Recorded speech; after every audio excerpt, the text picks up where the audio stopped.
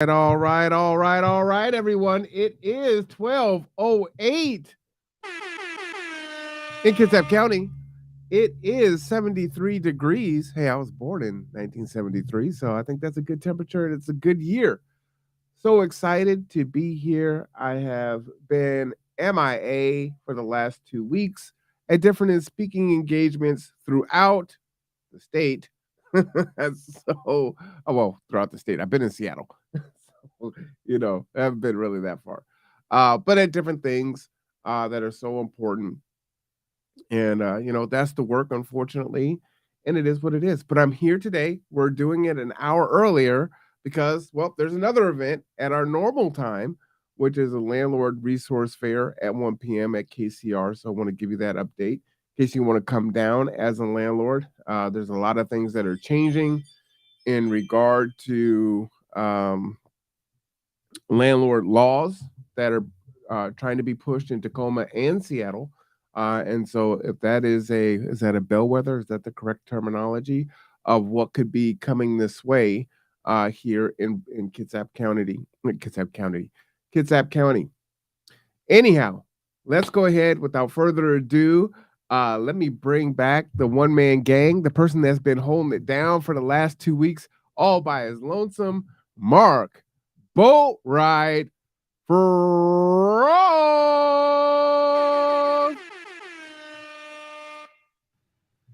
Hello. Hey. Not entirely by my lonesome. Matthew joined me with an interview from the bus, which was kind of an interesting time, Oh wow. talking about solar and power and reliability. Pretty sure we had some people crying. I'm laughing at Terry's comment. I'm Yeah, a you young whippersnapper. whippersnapper. I'm telling you today, I don't feel like one. I will admit I am playing injured, and I will probably end up in urgent care this evening. But let's go. That's a whole other story. So today's topic: it's not my monkeys, not my circus. Oh man. So I want to kind of the subline here is we're going to talk about the process of discernment and prioritization. So when you hear somebody go, "It's not my job, man," or you hear "Not my monkey, not my circus. It's not about me. It's not something I want to deal with." Immediately, your reaction is that this person isn't going to engage. Hmm. But let's look at it from a different lens because this is all about perspective. Let's look at it in a lens that we are distracted all of the time with various different things. Might be working on one thing, then suddenly we'll see something else and we'll go, oh my God, and we get outraged, which I wrote a piece about the other day, that outrage is kind of a useless thing because all it does is get you stirred up, but doesn't fix anything. It doesn't allow you to focus your energy. Kind of like anxiety. You're afraid of something, but you don't know what. And you can't really address it because it's just out there being afraid. So maybe not my circus and not my monkeys, or not my monkey and not my circus, isn't a bad thing if you use it in a process of discernment about where you really want to spend your time, what you really want to affect. I'm hearing you. So we say it now because we're overwhelmed all the time. Partly That's because true. partly because we're distracted all the time. But maybe that's also a tool we can use to help us get out of distraction mode and focus our energy on doing something that is beneficial for ourselves, for our family, for our community, and maybe make a change. So I would tell you that I don't particularly use that term because it does come off as a negative connotation, right? And usually that is when I hear people that either say that to me or about a situation, it usually comes with, I've got other things that are more important to me or things that I value. That's not my monkey, that's not my circus. So you deal with it, but that's not something I'm gonna deal with. So it just comes off as a negative. Like I really don't care what you got going on in regards to that. That's not important to me. So it's one of the things that I don't use that phraseology. So saying it outside is in fact telling somebody that they're not worth your time, whether you mean it that way or not. Mm-hmm. And then we can talk about intent. How do you intend it? If you're overwhelmed and you're saying it because you're overwhelmed and you can't take it, do you intend to tell somebody that they're not worth your time or the effort isn't worth your time? Well, I In think a lot of ways, we are lazy about how we use it. Where I'm actually changing the focus is internalizing it, not using it to say to somebody else about what they're doing, because you really shouldn't say that because you're cutting off a potential contact. But mm, when you're overwhelmed, you should be talking to yourself going, yeah, this really isn't my monkey and it's really not my circus. And I really can't afford to spend my time here, but I don't want to alienate somebody who is important in my life. I get you. I just, I guess just the is it a phrase? It Is is. that It is a right? phrase. Yeah. Yeah, I guess just the phrase that bugs me. When you Well, say it's not my monkey and not my circus, it really diminishes what the issue is, right? Like let's say yeah, it was cancer, right? It's like, hey, not my monkey, not my circus. I don't really have a lot of folks that have been affected by cancer, but I do have a lot of folks that have been affected by sickle cell, right? So right. for you, hey, that may be not my monkey, not my circus. But yeah, but you need to spend your time focused on what you can affect. And this is something I said the other day, and Terry just kind of stepped back and went, "I have never heard you say that before." And I actually may have said it last week during the podcast.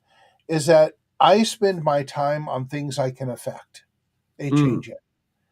I spend my time on things I can actually do something about, which means there's a whole lot of stuff that I don't spend my time on because it's a distraction to what I'm trying to accomplish. But I don't go up to somebody and say, Marwan, your shit isn't important to me. I'm not going to spend my time on it, because that's pointless too. And there might be a time, and it frequently is a time, where I cycle through what I'm doing and it comes back to what you want me to do. mm-hmm. Hmm. That's interesting. Do I spend I would have to do analysis on that. Do I spend my time, some part of my time, on things where I cannot actually affect the change? I would say I don't think so. I think it may be an uphill climb. It may seem hopeless, depending on what it is I'm fighting for or advocating for. But I do believe that I can affect some sort of change, which is why I continue to engage. So I would agree with you there. I think I do spend my time on things I think I can change. Which is what this program is all about. Mhm. First of all, the thing we're trying to change is get people to change their way of looking at things. And we've talked about this repeatedly throughout the months that we've been doing this program, is that words are dangerous things. How we use words, when we're lazy with how we use words, when we say things which we may not totally mean, but we're just trying to be out from under the overwhelm that we're having. And perspective is stepping back a couple paces and not and trying not to be overwhelmed, because you're actually able to see more than you would if you were like right up close to it. Yeah. And actually, Leave out without thinking. last week's class, I had there was a person struggling with the idea of perspective and what I meant by it. Mhm. And we were at the library downtown in downtown Bremerton, and I had her walk up to the wall and be like 6 inches from the wall. I said, "Can you see a way to get to the other side of the wall?" "No, I see a wall." "Now step back 2 paces. Do you see the door? Now you see a way to get around the wall."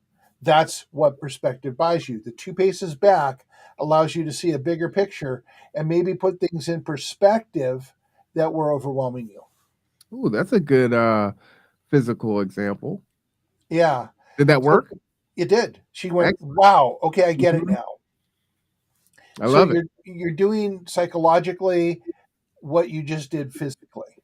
Mhm. Buying yourself some space and looking at a bigger picture and seeing solutions that you didn't know before, or you didn't see before because you were too close to the problem. And that can be so difficult when you are so deeply entrenched in your own values or your own thought process that you it's so difficult to step back and just say, you know what, I'm going to try to look at it from your angle or a third angle or a fourth angle and just not my own because I know Right. my own. But what is And it that other people see? How can they see it so differently? Well, and that's exactly the case. And that's the workshops that we do. That's the whole work that we do, is helping people gain perspective to start to begin understanding that other people see it differently than you do. Mm-hmm. And then ask the questions to figure out where they're coming from so that you can actually communicate. And none of this is taught in schools. None of this is taught in any part of our lives. And we're getting more and more othered, more and more divisive, because we're not realizing that we're both human beings, and maybe we're just not understanding each other. And we need to, one of the two of us has to bring the tools to the table to understand, to work to understand the other person.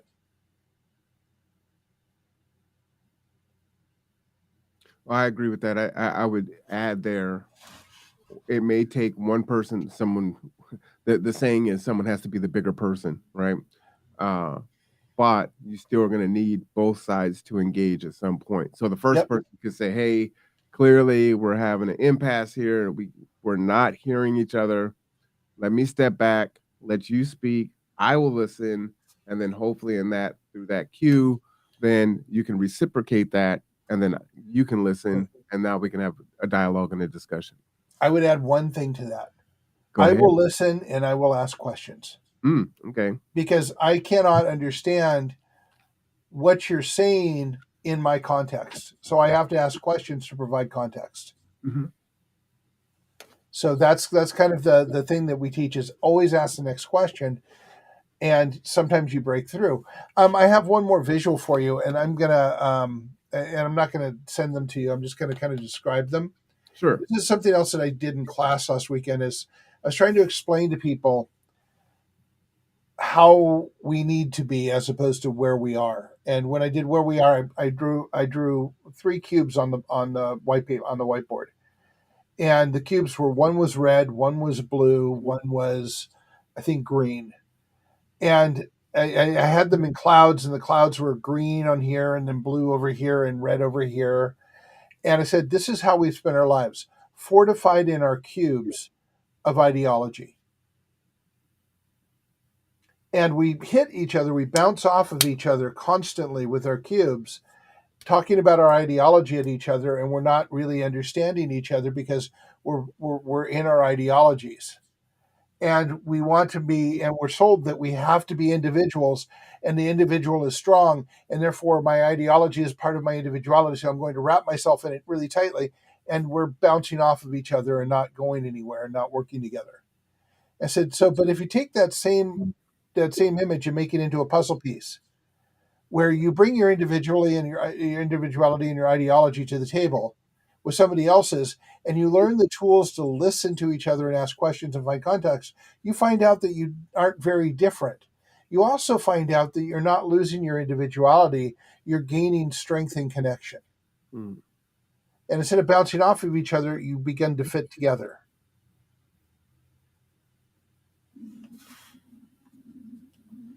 I'm with you there.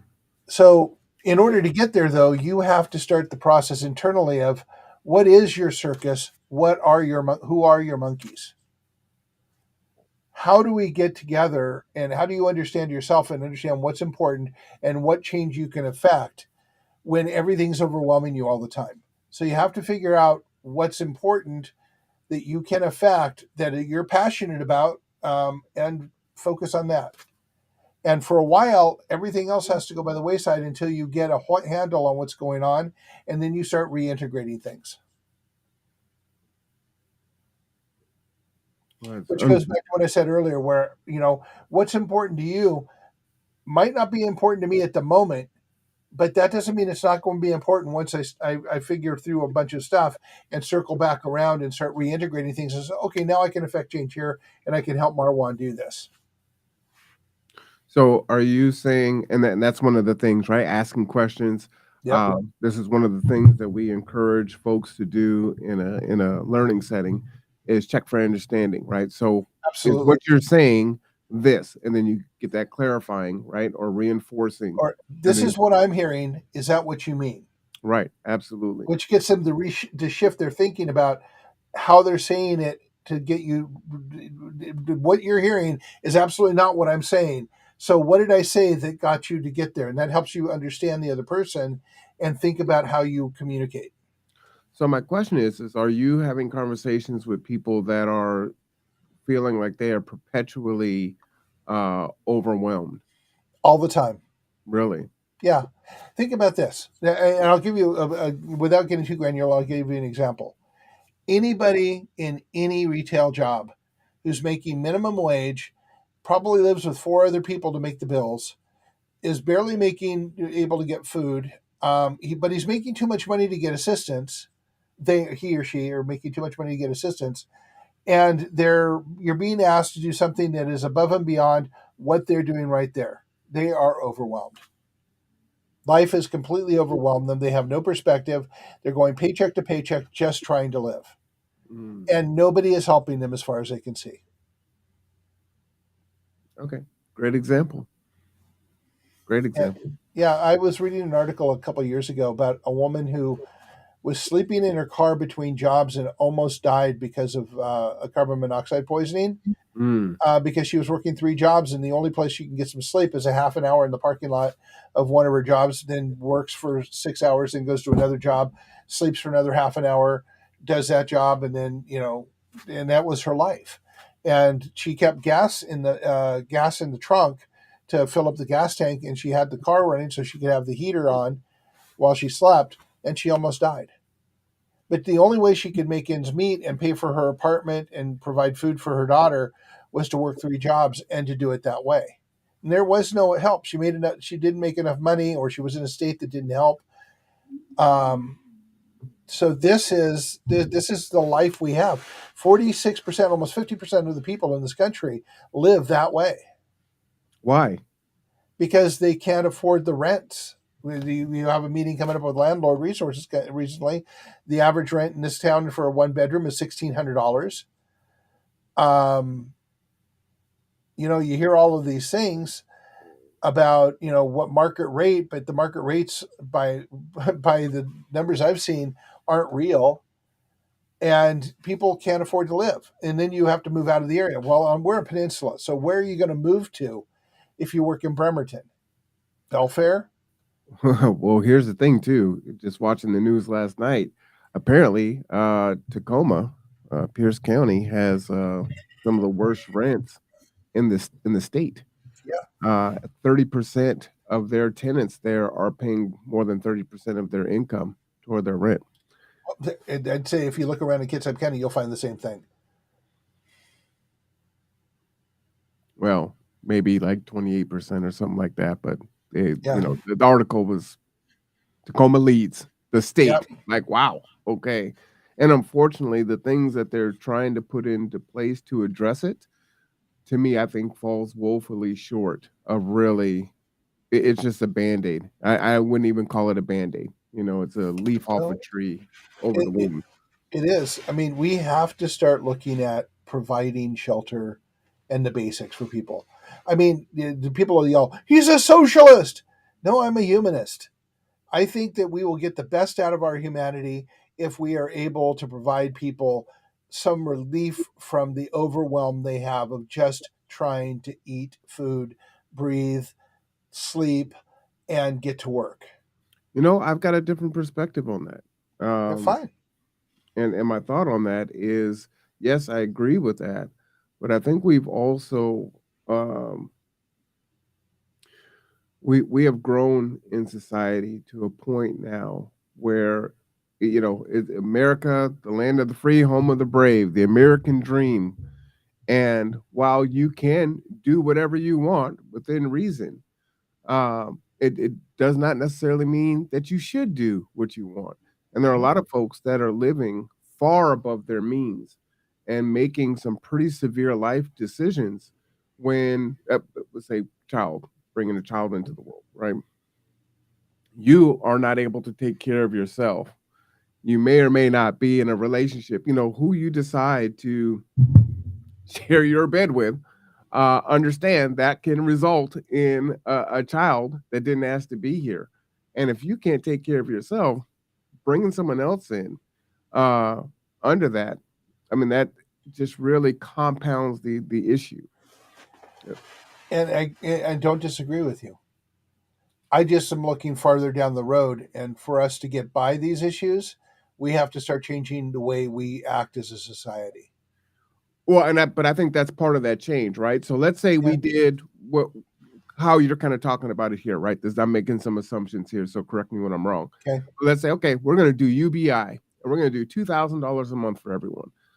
You know, we won't even argue whether or Well, not. no, then rents will go up $2,000 a month. Well, exactly. Right. So, but So that's the trajectory that we seem to be on right now is UBI, right? But it's not going to be in a way that people are going to be able to survive. right, and UBI actually has a lot of different factors, and it's looked at a lot of different ways in different places. And I tend to agree with you. What we have to do is find a societal transitional model that works.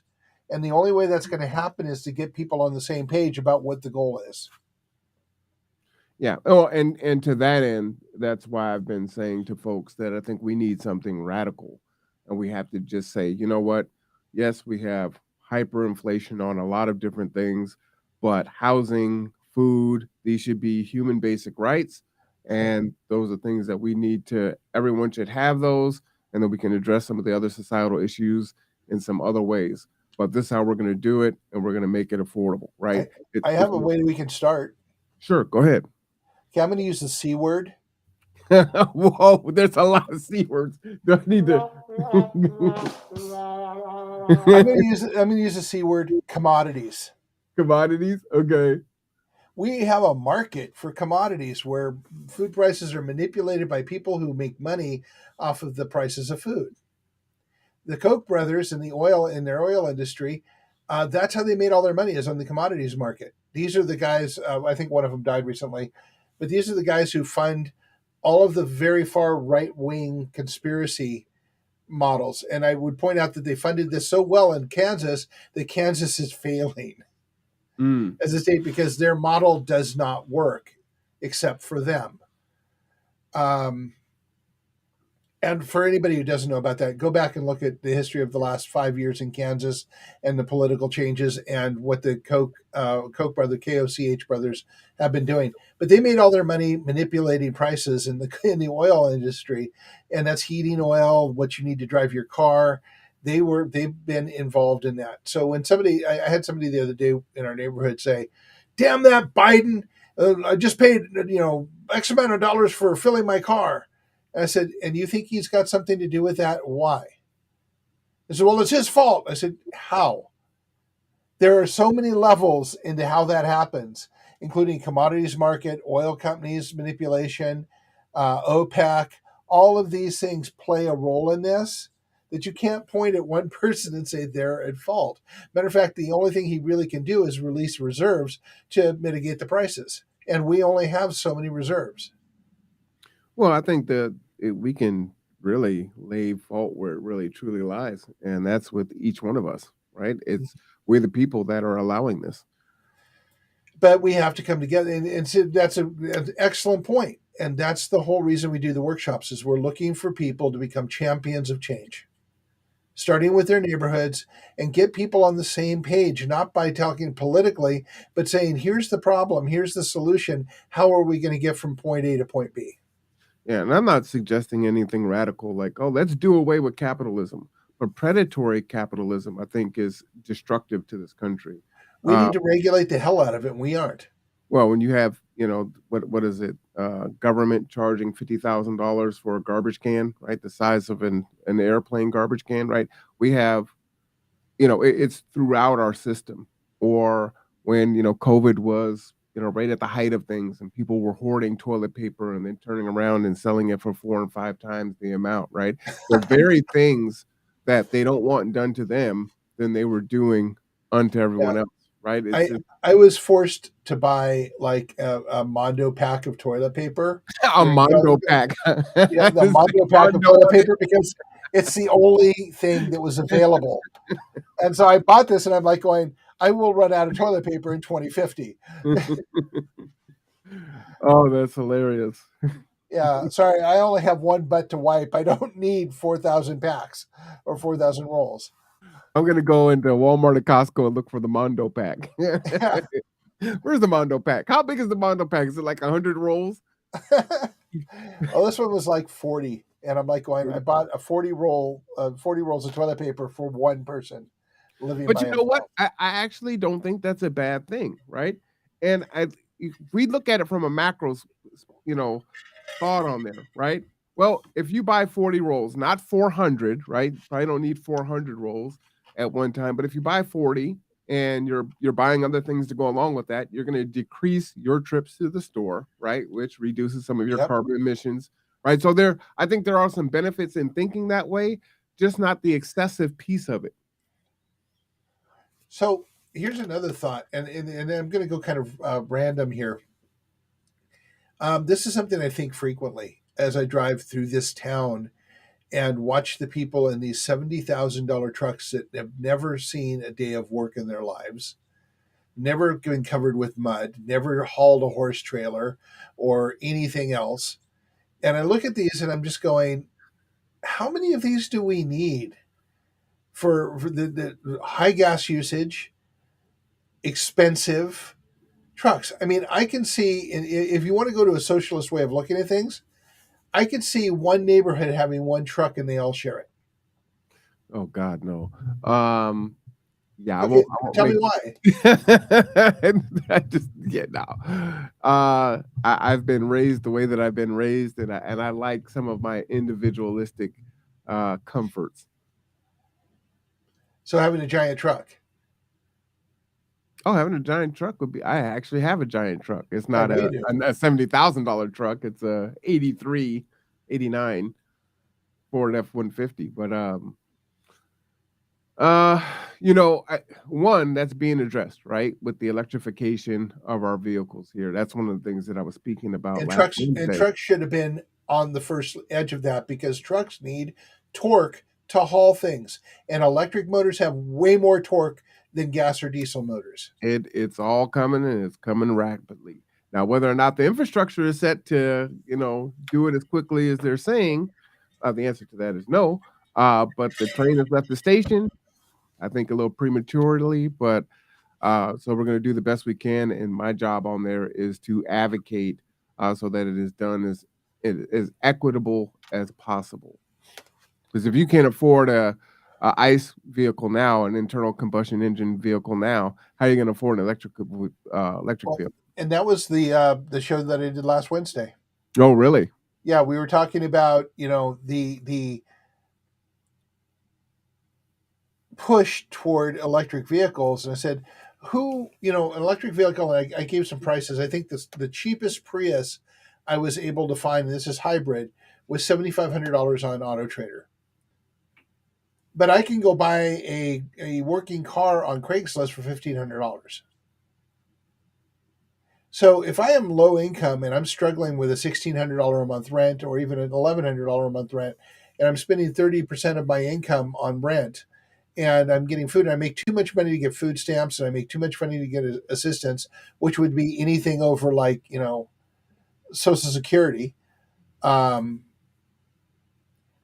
Buying a $7,500 Prius is not on my list, and then the insurance is going to be more, and everything's going to be a little bit more to run that car. Well, and But that's that assuming there's a bunch of $7,500 electric vehicles Prius available for everyone didn't to be fine. buy. Yeah, so the baseline for buying a new one was about $20,000. And then if I went to an electric vehicle, that jumped up to about $22,000 for the lowest one I could find, and then went up to $180,000 for a production model. And where are you going to charge it? Exactly. I mean, plug it into my wall at home. I don't have a garage. Am I going to run a really long extension cord from my home to where I'm parking my car on the street? Well, yes, and that was one of the things that we were talking about with transportation equity is that folks that are using wheelchairs cannot get their wheelchairs over that, Yep. right? So then that becomes a hardship for them where they're going into the street and it's dangerous. It just so very illuminating on those issues. Plus, we have old neighborhoods. I don't think my particular property could take an electric vehicle. I've had an electrician out here and they're saying, "Hey, man, there's nothing else we can do." And where I live, I've been told by somebody who's done construction work around here that we still have aluminum wiring in some of these places, which has been off of the books for what 30 years. Wow.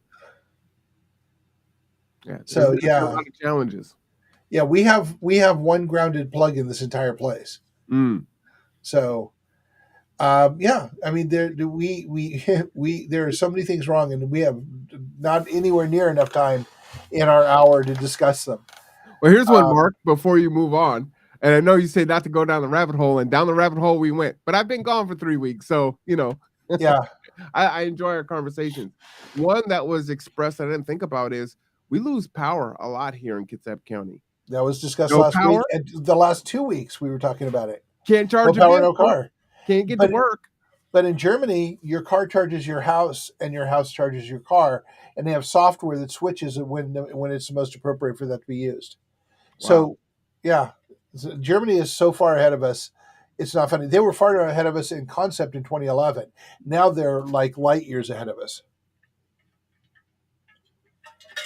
Finding anybody here that knows how to do a microgrid, you'd have to like go through a big haystack looking for a very small needle. Yeah. And that's the truth. But we haven't really gone down too much of a rabbit hole. And I'll give you an example. You're working on the Transportation Equity Board and you're addressing these things that I think about frequently. So I, in my mind, can go, yep, okay, that's not my circus, not my monkey right now because Marwan's got it going. I'm going to focus on this stuff over here. Gotcha. And now that doesn't seem pejorative. Right.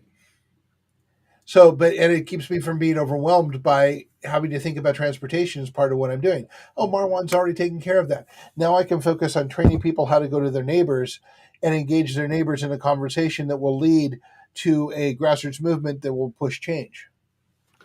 You know what? I think that's a great example. Because while I'm able to do that, right? Uh, People don't see me at the workshops, right? Because I'm Right. otherwise engaged. And so again, I still hate the phrase, even though there's context behind it. Say that's not my monkey, not my circus, because I know Mhm. Mark and Terry and Matt and others are there to hold that down and to carry it forward, right? Mhm. Which allows us to try to figure out how to eat this elephant. And now I'm going to swing back to another thing because I've caught it a couple times in the last few months where I've got some attitude from people in nonprofits, but they say, "Are you dissing us? Are you competing with us?" And I'm going, "No, not competing with you at all. I am doing what I do because nobody else is doing this, Mm. and it needs to be done, or our future isn't going to be where we need it to be." What you're doing is stopping the blood from flowing off and killing the patient. And that's vitally important. And by the fact that you're doing it, I can go, okay, the blood is not my circus and not my monkeys. I can focus on the surgery that needs to happen in the future. Yeah, or preventative Yeah, techniques so that we're not having to suture up exactly and so. attack the blood that's pouring all over the place. Yeah. And I don't want to, and not my circus, not my monkey is cleaning up the blood. That's not happening. Okay, just saying. But so it's not, it's for when you internalize it, going back to the perspective point of view. For me, internalizing it, it means that I can prevent myself from being overwhelmed and I can focus on doing the things I can do and that I do well. Because other people are doing what they do and do well. And together, we're doing an awful lot of stuff and making forward movement. Yeah, I guess the only thing that I would say is just, I would encourage people to use different phrases if you know that it's gonna trigger others. I mean, we can use that as a Again, I great. use it internally No, only. no, no, no, I get it, but I'm just, pointing that out because folks will join us midstream. But like, defund the police. That wasn't saying that, they wanted police to be out there in a tank top and shorts and in a billy club like in the I don't know when was that even a thing. Um, but The Caribbean islands. but they wanted navigators and they wanted, nonviolent protect and serve techniques to be there and not have, police outfitted like SWAT and things like that. But because that was the slogan, that fell on deaf ears and it was harshly attacked, right? And so then So people aren't even gonna listen to what's beyond that. So we could challenge people and say, "Hey, you need to be intellectually honest." Uh, some people are looking for a fight, other people once they're triggered, they're not able to back up the 2 feet from the wall to see the door. And so if we know that, then we just need to try to use some other Yeah. terminology. So, and they say that we tend to be lazy in how we use words and we sloganize things. Mhm. And those okay, I've actually taught a workshop on this. It's how we sabotage movements. It's how we stop our ability to move. So instead of defund the police, which is a trigger thing, I might have gone with something softer like we need to refocus law enforcement Mhm. on public service. So I'm not going to defund them. I'm going to refocus. I'm going to work with other people to help them refocus on public service. Go Well, back to protect and serve. and I get it. I don't want to play, Monday morning quarterback only in that. I'm just saying rethink. I'm just saying we tend to be lazy in how we do things, and use triggering words, which sabotages the work that we want to do. And while that's true, I think this is also a situation with that particular example that both things are true at the same time, right? Mhm. At that time, that was coming off of the murder of George Floyd, and so folks were angry, right? And so part of that, yes, we need to defund the police was part of that Yep. visceral anger of watching this happen in America. And what was that, 2020? What year was Yep. that? And Uh, now there's actual forward movement happening in that community with the police. And I believe, if I remember reading the article correctly, and don't hold me to this, that the DOJ has now stepped in and is taking control of that situation and said the police department will be refocused.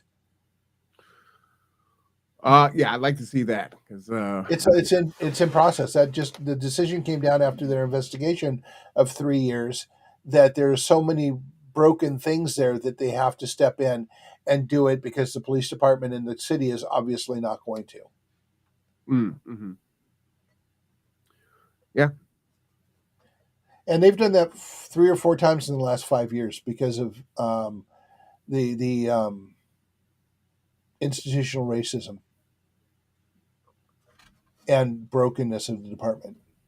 But even with that, right? Again, we continue to model, these conversations for folks. While we don't necessarily feel or think the same way, we can Right. have dialogue and not get so caught up in, no, you're wrong, and I'm right because that we can have this discussion. Yep. And when you say this is the way I think about it, it's okay. Let's talk about that. Mm. Let's figure out where each of us is coming from with this. Because if we don't, we will not communicate. We cannot come together on the fundamental things that need to change. Man, and there's so many things right now. Mhm. So many things. So overwhelming. Mhm.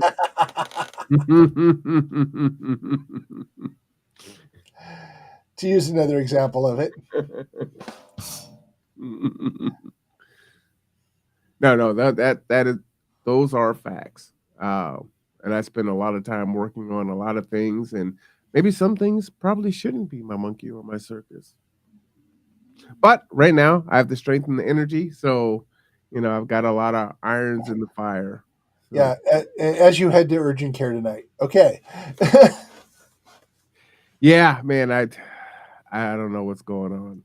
I've been down 3 weeks with sinus infections. So it's like, holding on for an hour so it doesn't sound like I'm talking in a cave. I'm like, come on, don't do it. Don't do it. Don't sneeze. I keep my handy dandy Flonase close to me.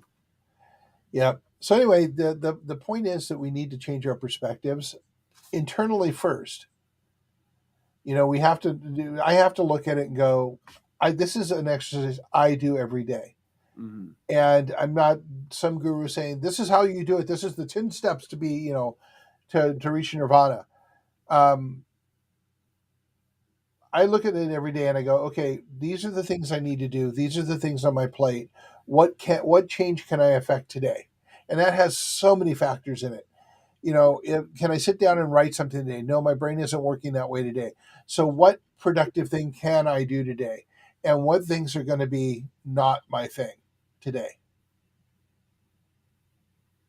And that's a daily thing. Sometimes it's an hourly thing. I would challenge and encourage people, as you're saying internally, not my monkey, not my circus.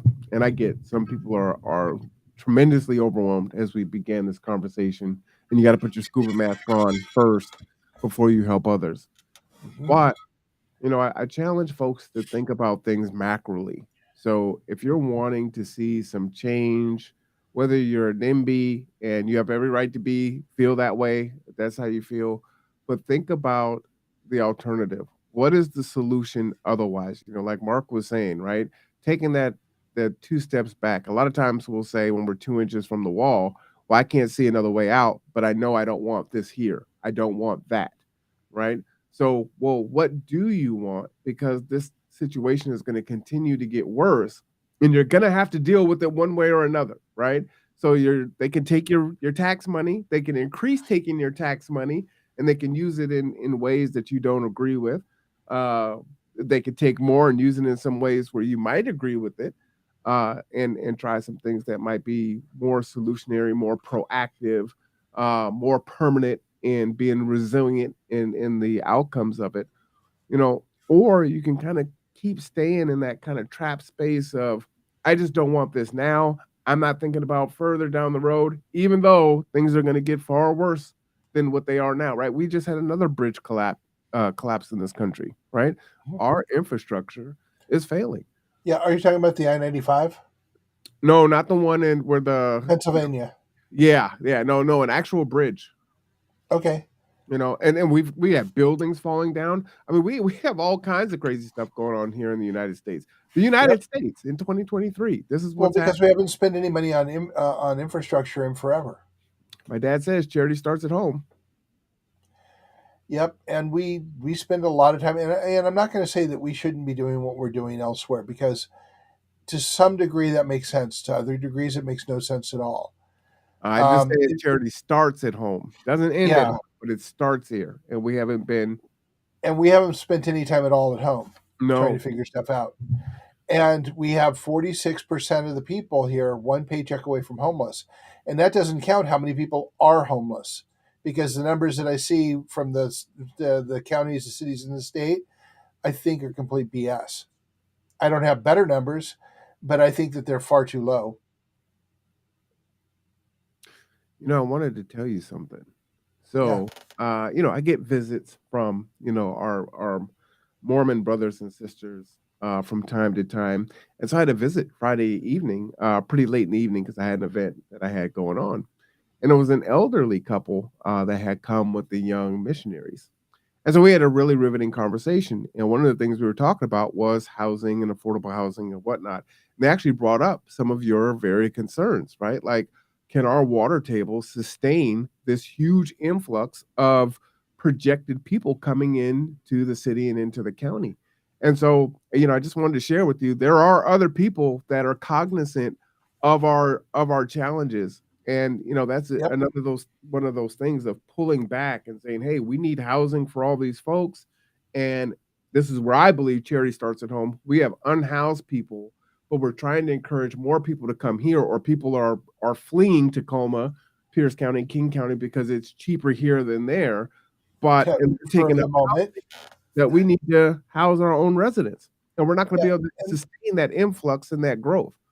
and just think about this for 1 minute. Just 1 minute. Think about this.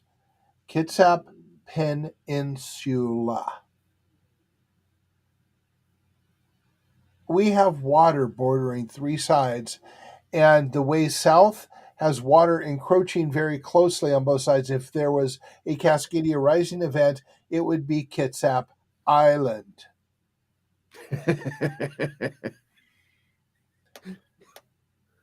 So let's stop for a minute and think about that, and think about, look around you, look at your neighbors, look at the neighborhoods, look at what's going on here. First of all, our infrastructure sucks. I'm not even going to pull punches on that one. There's not anywhere near enough work done on the infrastructure of the roads at all. Where power goes out frequently, we have not upgraded the infrastructure since the 1960s. Our power comes through Gorse, which is going to go through liquefaction. We have no secure power. We do not supply enough food in here to feed a third of our 3% of our population, and we have 3 days worth of food on the shelves. All of this could be opportunities to create jobs and wealth here, but instead, we are going down a path of destruction of let's bring more people in, let's build more homes, let's take away more resources that we have today, and all of this to build up wealth for developers, money for the cities. And we can look at this and go, okay, that is great for short term, but in the long term, stuff is going to happen, and when it does, we are not going to be resilient because we did not spend any time building capacity, nor did we spend any time looking at the people who live here, who work here, who have no place else to go, who are being priced out of living here. We're a peninsula. Where are the people who work here that provide the services for you going to go? And how is that going to impact their lives? And how long are they going to stay here when it's costing them so much in transportation to get to their work? Because we also don't have any realistic public transportation here. Getting fiery here in these last 10 minutes, huh? Well, if you say, if you say that it starts at home, Mm-hmm. there are so many things we can fix in Kitsap County that'll never be fixed until we come together and agree that they need to be. 1,000%. 1,000%. Or having the political will and courage to actually do the hard thing. And it shouldn't be as hard to do because it's the right thing. No permanent change has ever happened from the top down, ever. It has always happened from the bottom up. We have to build a grassroots network of people who agree on human change. Not political, not religious, not social, not economic, human. And I believe that there is a way forward, right? Absolutely. For that, homeowner that has a second property that they're renting out. So while they're on their Social Security, they're able to live, and not survive. They're not having to cut medication and decide not to go to doctors. They can Like actually so many enjoy are. retirement, right? Both things can be true, right? But we don't have to charge, $1,600, $1,700, $1,800 a month for a one bedroom or a studio or whatnot. No, that's that. I mean, the market rate is being manipulated, and it's not true. I mean, I talked to somebody from one of the agencies here about 6-7 months ago, and they said, "Oh, well, the market rate's based on 4 people in a household making $104,000 a year." And I stopped and thought about it.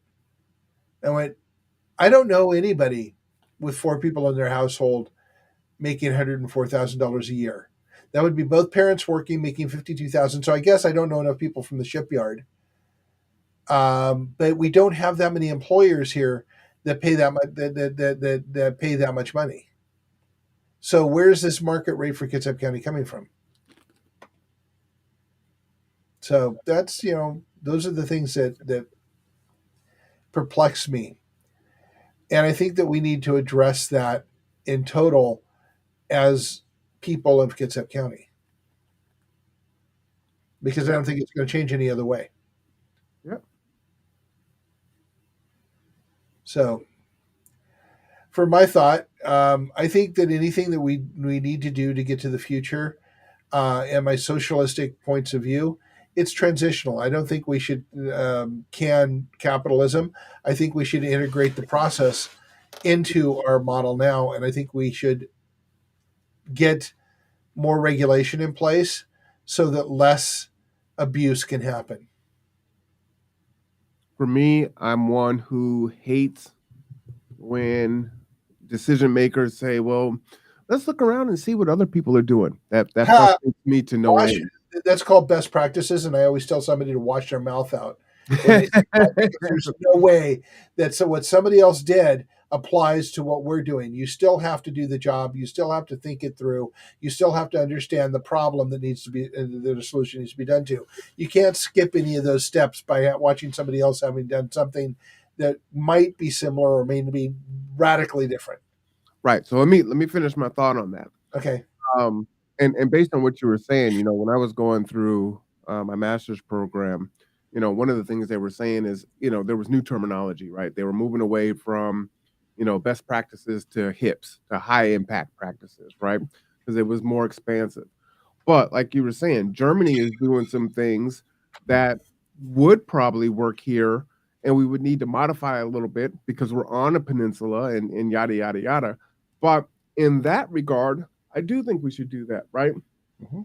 But oftentimes, and you use the word lazy, I think that is the lazy thing to do is just say, well, let's see what else and what everyone else is doing, right? We know our problems best. So define the problem. We can look around while we're trying to figure out how we're going to solve it. But we know the telegraphing of King County, of Pierce County, those things they're not going to work there. Homelessness is out of control there. It's not going to work here, right? So how are we going to do something different? We're seeing this throughout the country. So Mhm. now we do need to look at some other models and also say, hey, what are the strengths that we have? We have a huge um, conglomerate of nonprofits and organizations that do a lot of good work. So how do we leverage that that's already in place? We have good relationships with Bremerton Housing Authority and KCR and nonprofits and things of that nature. How do we continue to build on the relationships that we have to solve these issues? How do we do things like get the homeowners and the renters in on these conversations and not leave them on the outskirts of the discussion, and also bring the people that are impacted, the unhoused, the folks that are living paycheck to paycheck, those that are paying 40, 50, 60% of their income to their rent, and bring them to the table to Yep. find those solutions, right? And we have the power to do that because we can do whatever we want. We're Americans. Let's go. Yeah, and exactly so. Exactly so. And just we just don't want to hear the people who are the renters, not the renters, but the landlords, telling the renters that, well, your need is not my monkey or my circus. But you know what? Again, and that's why I was talking about the mom and pops, right? Yeah. It's like, look, I have this investment property, and this was for me to help me make ends meet because I'm struggling with that. So how can I do both where I can make ends meet, but I don't do it at the expense of your well-being, right? Right. What is truly fair market? Now we know that BHA drives that up. That's the military housing allowance, right? That's one of the reasons why our rent is increase so fast. So if your neighbor can get $2,000 a month, and I was charging 1,500, and I'm gonna start charging $2,000 a month. And hey, we're dealing with inflation, hyperinflation. I actually need it. I kind of would be a fool to leave that on the table. That's what I mean by it would take something radical to say, yes, this is what it is, but you know what? We're all just going to charge 1,500. So as we're running out of time, I just want to point one thing as how do we get the nonprofits who are all doing this great work working together? Same model as we are pushing for the Kitsap Resiliency Project. You get representatives from each of the organizations to agree to meet at some interval to discuss the big problems and how each of them are addressing it and learn what each other is doing so that they can start looking at ways that they can work to do it more effectively together. And those things are being done on small levels, and they're being done on like there's a bunch because I'm part of that, right? That Right. is part of a housing And piece, and I- right? and, and I know that. Trying to address some of it. Yeah. But it is not as open tent as it could be, right? Mhm. And that's one of the challenges. And two, we're all not my monkey, not my circus, right? We're all tremendously busy. And so they come together and address this issue, but there's so many other issues to address. And I think some of it is, well, that's the feds, or that's the state, or that's HUD, or that's this, or that's, and that's the BAH, right? It's all these different things. And then people will just discount it and just say, well, there's nothing we can do about that. It's like, I don't know about that. I think we need to revisit that. I think if we're all talking together, we might find that there is something we can do about it. Right. Well, what if that happened and you said, okay, so for the mom and pop that's a renter and dropped their rent down and said, hey, we're not going to charge 2 grand, we're going to charge 1,700. Then there's a discount at some of the stores that they frequent, right, to offset that cost. There again, not If saying we this We if should we don't have the conversations, we'll never figure out the solutions. just examples, you know. Yep. Got to think of some novel solutions. Yep. So anyway, we are at our time. So you've had a lot to say and a lot of thinking about. I kind of hit you with a really big one today as your welcome back, and the 70th episode. Yeah, I saw that. That's awesome. So you get the last word today, Marwan. Last word is take care of yourself and take care of each other. It's one of the things I do as a sign off. I truly mean that. You do have to take care of yourself. And I think you'll find counterintuitively, if you take care of others, you will take care of yourself. All right. Well, with that, in 57 minutes, we'll be down at KCR broadcasting live for the Landlord Resource Fair. You're more than welcome to come down. I believe that's 1201 Park Avenue. Hopefully, we'll see you then. We have City Council tonight at 5, and we also have the CK Central Kitsap School Board meeting also this evening. So a busy one for Mark Boatwright Frost, The Tipping Point, and Puzzle Pieces. I'm Marwan Cameron. We'll see you soon. Bye-bye.